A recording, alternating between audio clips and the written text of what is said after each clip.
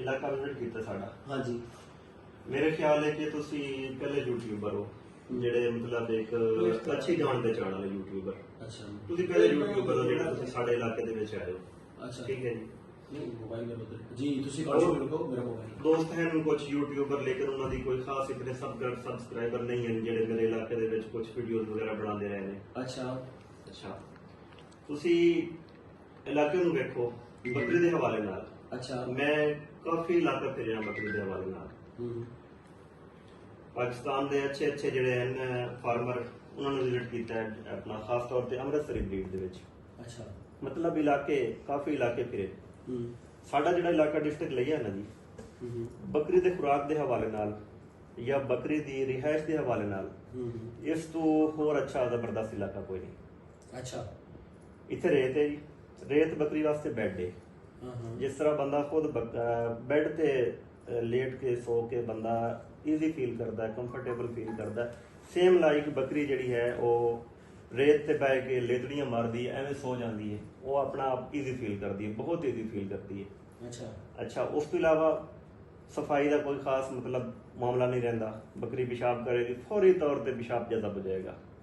ਅੱਛਾ ਉਸ ਤੋਂ ਹਟ ਕੇ ਸਾਡੇ ਕੋਲ ਤੁਸੀਂ ਵੇਖ ਰਹੇ ਆ ਅੱਜ ਕਿ ਕਿਸ ਤਰ੍ਹਾਂ ਸ਼ਰੀਂ ਲੱਗਿਆ ਹੈ, ਕਿਸ ਤਰ੍ਹਾਂ ਬੇਰੀ ਲੱਗੀ ਹੈ, ਕਿਸ ਤਰ੍ਹਾਂ ਤੂਤ ਬਕੈਣੇ ਚੀਜ਼ਾਂ ਲੱਗੀਆਂ। ਸਾਡੇ ਕੋਲ ਜਿਨ੍ਹਾਂ ਫਾਰਮਰ ਦੀ ਆਪਣੀ ਜ਼ਾਤੀ ਜ਼ਮੀਨਾਂ ਹੈ ਨਾ ਜੀ ਉਹਨਾਂ ਫਾਰਮਰ ਨੇ ਖੁਦ ਆਪਣੀ ਬੇਰੀ ਲਾਈ ਹੋਈ ਹੈ। ठीक है ਸੈਂਕੜੇ ਤਾਦਾਦ ਵਿੱਚ ਬੇਰੀ ਲੱਗੀ ਹੈ। ਅੱਛਾ ਸੈਂਕੜੇ ਤਾਦਾਦ ਵਿੱਚ ਹੀ ਸ਼ਰੀਂ ਲੱਗਾ ਹੈ। बिल्कुल ਉਹਨਾਂ ਨੂੰ ਸਰਦੀ ਦੇ ਵਿੱਚ ਕੋਈ ਪ੍ਰੋਬਲਮ ਨਹੀਂ ਹੁੰਦਾ ਖੁਰਾਕ ਦਾ। ਉਹਨਾਂ ਦੀ ਬੇਰੀ ਤਕਰੀਬਨ ਅਪ੍ਰੈਲ ਤੱਕ ਬੇਰੀ ਚੱਲਦੀ ਹੈ। अच्छा ਵੈਸੇ ਮਾਰਚ ਦੇ ਵਿੱਚ ਫਰਵਰੀ ਮਾਰਚ ਦੇ ਵਿੱਚ ਬਹੁਤ ਅੱਛਾ ਲੂਸਣ ਸਟਾਰਟ ਹੋ ਜਾਂਦਾ ਸਾਡੇ ਕੋਲ। हाँ जी ਅੱਛਾ ਫਿਰ ਮਈ ਦੇ ਵਿੱਚ ਸਾਡੇ ਕੋਲ ਅਕਸਰ ਲੋਕ ਮਾਰਚ ਦੇ ਵਿੱਚ ਜੰਤਰ ਕਾਸ਼ ਕਰ ਦਿੰਦੇ ਨੇ। ਅਪ੍ਰੈਲ ਦੇ ਐਂਡ ਤੇ ਜਾਂ ਮਈ ਦੇ ਸ਼ੁਰੂ ਵਿੱਚ ਜੰਤਰ ਸਟਾਰਟ ਹੋ ਜਾਂਦਾ ਹੈ। ठीक है ਸ਼ਰੀਂ ਜਿਹੜਾ ਹੈ ਸ਼ਰੀਂ ਤਕਰੀਬਨ ਮਿਡ ਜਨਵਰੀ ਤੱਕ ਸ਼ਰੀਂ ਚੱਲ ਜਾਂਦਾ ਹੈ। अच्छा ਜਾਂ ਜਨਵਰੀ ਦੇ ਸ਼ੁਰੂ ਤੱਕ ਸ਼ਰੀਂ ਚੱਲ ਜਾਂਦਾ ਹੈ। ਇਹ ਜਿਹੜੀ ਖੁਰਾਕ ਹੈ ਨਾ ਇਹ ਤੁਹਾਨੂੰ ਮਤਲਬ ਤਾਜ਼ਾ ਪੱਠਾ ਅਗਰ ਪਾਓਗੇ ਤਾਂ ਤਾਜ਼ਾ ਪੱਠਾ ਬੱਕਰੀ ਵਾਸਤੇ ਕੁਝ ਵੀ ਨਹੀਂ ਹੈ। जी जी ਉਹ ਘੰਟੇ ਬਾਅਦ ਬੱਕਰੀ ਪੇਟ ਕਿਉਂਕਿ ਉਹਦੇ ਵਿੱਚ ਪਾਣੀ ਹੈ ਤਾਜ਼ੇ ਪੱਠੇ ਦੇ ਵਿੱਚ ਸਾਰਾ। ਜਿਹੜੀ ਹੈ ਨਾ ਬੇਰੀ ਬੱਕਰੀ ਵਾਸਤੇ ਅਸੀਂ ਆਨੇ ਕਿ ਦੇਸੀ ਘੀ ਹੈ ਔਰ ਇਹ ਬੜੀ ਤਾਕਤਵਰ ਗਿਜ਼ਾ ਹੈ ਜੀ। ਸ਼ਰੀਂ ਜਿਹੜਾ ਹੈ ਉਹ ਪੱਕ ਜਾਂਦਾ ਹੈ ਪੂਰੇ ਸਾਲ ਦੀ ਮਤਲਬ ਉਸ ਮਤਲਬ ਉਹਦਾ ਪੀਰੀਅਡ ਹੁੰਦਾ ਹੈ ਇੱਕ ਉਸ ਟਾਈਮ ਤੇ ਜਾ ਕੇ ਸ਼ਰੀਂ ਬਿਲਕੁਲ ਪੱਕਿਆ ਹੁੰਦਾ ਹੈ।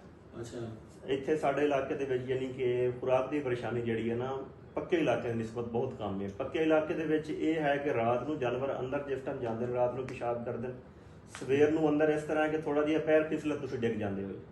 ਸਵੇਰ ਨੂੰ ਅੰਦਰ ਇਹ ਪਰੇਸ਼ਾਨੀ ਬਣੀ ਹੁੰਦੀ ਹੈ। अच्छा दोस्तों ਅੱਜ ਦੀ ਸਾਡੀ ਵੀਡੀਓ ਜਿਹੜੀ ਹੈ ਅਸੀਂ ਇਸ ਚੈਨਲ ਵਾਸਤੇ ਜਿਹੜੀ ਬਣਾ ਰਹੇ ਉਹ ਅਸੀਂ ਕਲੋਜ਼ ਕਰਦੇ ਹਾਂ। ਅਸੀਂ ਜਨਾਬ ਲਾਈਵ ਚਲਾ ਰਹੇ ਹਾਂ ਜੀ। ਇਸ ਵੀਡੀਓ ਨੂੰ ਕਲੋਜ਼ ਕਰੋ ਜੀ ਇੱਥੇ।